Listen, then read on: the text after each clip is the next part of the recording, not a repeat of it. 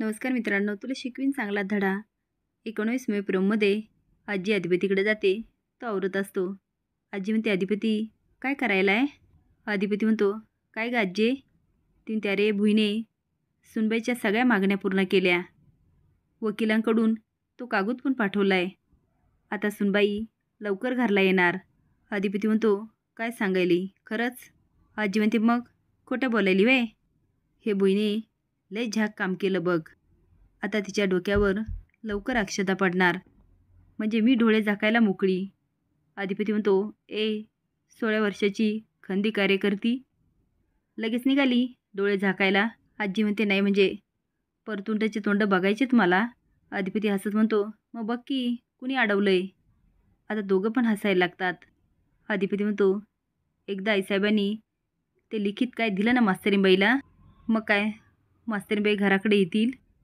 आईसाहेबांचं पण लगीन होईल. सगळं सगळं चांगलं होईल बघ. आजी हात जोडत म्हणते, अंबाबाईच्या कृपेने असंच होईल. अक्षरां ते बाबा, मी मागण्यास तशा केल्या. फक्त तोंडी नाही, त्या कागदपत्रावर सगळं लिहून देणार. बाबा तिरस्काराने आणि दात खात म्हणतात, अगं त्या काय लिहून देणार? तुला ते लिहूनच देणार नाही. असं त्या करणं शक्यच नाही. तेवढ्यात दरवाजा असतो. बाबा आणि अक्षरा बघायला लागतात. वकील म्हणतात, अक्षरा मॅम. फाईल देत म्हणतात, नोटीस ड्राफ्ट करायला दिली होती, तीच घेऊन आलो आहे. आता अक्षरा बाबा आणि विद्याकडं हळूच बघते. अक्षरा फाईल घेत म्हणते, थँक्यू. ती आता पेपर वाचते आणि म्हणते, आई मी तुला म्हणाले होते ना, मी जे बोलणार तेच आता भुवनेश्वरी मॅडम करणार. आता बाबांना खूप कसं तरी वाटतं, कारण त्यांनी अक्षरावर कधीच विश्वास ठेवलेला नसतो.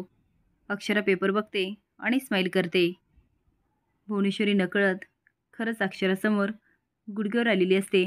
मनात म्हणते, आता सुनबाईसनी घरला यावंच लागणार. असेच नवीन अपडेट जाण्यासाठी लाईक आणि सबस्क्राईब कर. धन्यवाद.